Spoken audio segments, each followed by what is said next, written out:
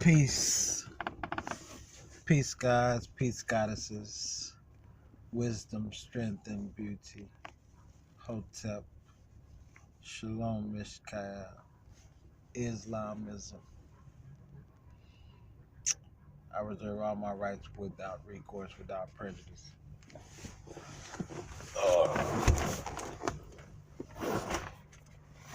So I'm looking at my notes. I take a lot of notes. A lot of notes. For some reason, whatever I write, I memorize. So I'll be throwing away pens like 2 or 3 times a day. They just be writing out of ink.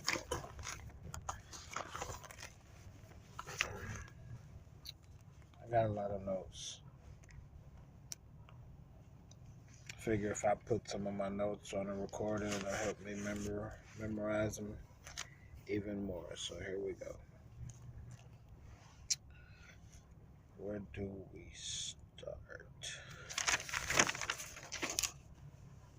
Still talking about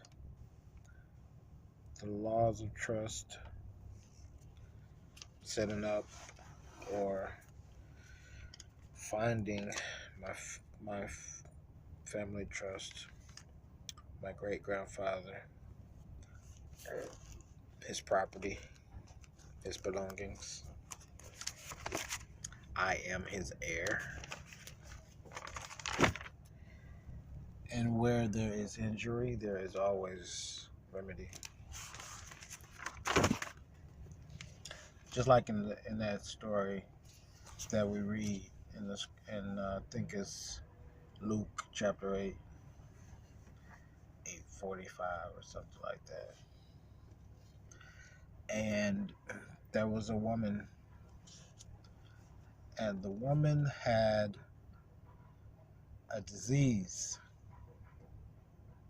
like AIDS or something like that, or it was like AIDS. It was in her blood. She couldn't get rid of it. She went to all the doctors, all the medicine men. She spent her entire life savings on doctors and physicians, and she still couldn't be cured by them. So during this term,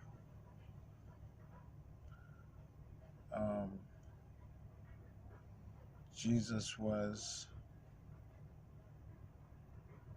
practicing a law where you go and minister to the people stories and share, the word of the ancestors,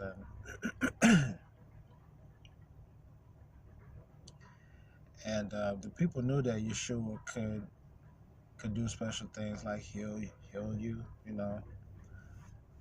like holy men in all tribes, or shamans, or magicians, or prophets, apostles, angels. So Jesus was coming through town, and it was so crowded. Everybody wanted to see Yeshua. They call him Jesus, so right now. So if I say Jesus, then just know I'm talking about Yeshua. Okay. So everybody wanted to see and be close and hear what he had to say for that time. And the disciples, Peter, James, and his brother, they were like the guard, the closest. So they were going through the crowd, and Jesus would stop and talk to some people and tell them stories. And the lady, she couldn't get to him. It was too many people. But she wasn't trying to hear it. She fought and she fought and she fought. She threw some elbows. She caught her elbow and got trampled on. People were stepping on her. But she got back up. And she pressed through the crowd. I mean, it was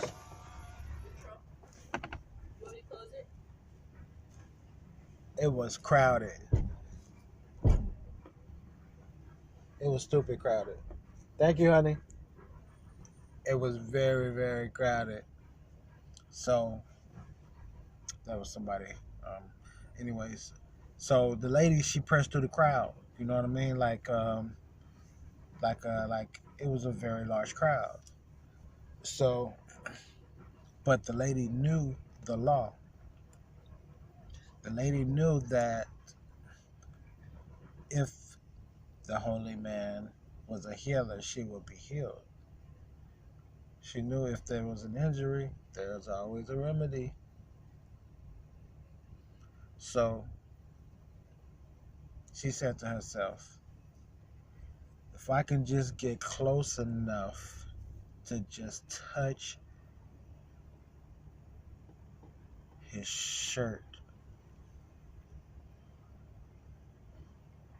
I know I can be healed. I just got to get close enough to touch the master's shirt. So she fought, and finally she got close enough, and she touched the master's shirt. And you know what? Instantly, the woman was healed. Okay, so her blood disease, it caused her to have keloids, big old sores on her back and her legs that she kept covered. And instantly those keloids disappeared and the woman was healed. And the master said, someone touched me. I felt that virtue has left me. Someone has drawn virtue from me. Who was that? And Peter, James, and John, they said, Master, there's so many people in the crowd pressing up against you. Why would you say who touched you? He said, no, someone touched me. I felt it. And the woman, she heard it. She saw it. She saw the master saying it. And she pressed her way and fell down before his feet and confessed, it was I. I did it. Don't be mad at me. And the master said, I'm not going to be mad at you. I'm amazed at you, that your faith is so persistent. It was your faith that drew the virtue.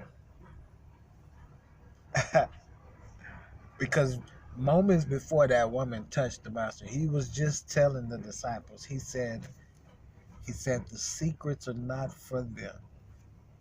He said, the administration of this trust is not for everyone. It's for you. You see, what I have for them is for them, but this is for you, my closest ones. You see, and then all of a sudden, right? This woman who wasn't the closest one, she came out of nowhere, and she was drawn like a magnet to the master. See, so even the master was learning his trust. See, in many ways. So at the same time, there was another man standing there. He says, "Please, master, my daughter. He was, he was a, he was like a archbishop. He was the archbishop of that city. And at that moment, his daughter, they came to him, the people of his household, they said she's dead. So he cried out to Yeshua. He said, Master, my daughter is dead. And Master, he looked down at that woman and he knew something was happening. Something was happening. He said, no, she's not dead. He said, if you just believe, if you just think it, she will not be dead. She will be well. But everybody around him that came with him was laughing. No, she's dead, man. We just seen her. So the master decided to go back to the house with them, right? So they go back to the, you know, to the archbishop's house. And his wife is crying and everyone's telling him, what is he going to do? She's already dead. We have to bury her. And the man said, no, she's not dead.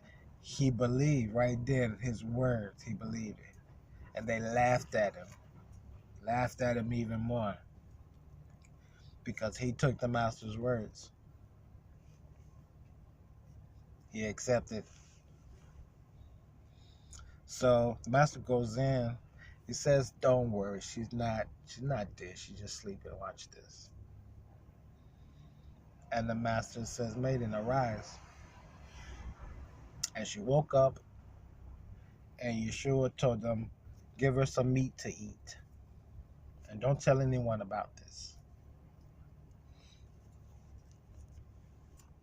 Where there is injury, there is always remedy. So even though you have stolen my birthright, I have remedy. Even though this past year alone, since I've been living in this one city, just 1 year, you pull me over almost every month, once or two times. You've stolen 2 of my cars. This year, I'm just talking this year alone. You surveillance me with cell phones all day long. You live, you breathe, and you have your being in dishonor. But you know I have remedy. Peace and love.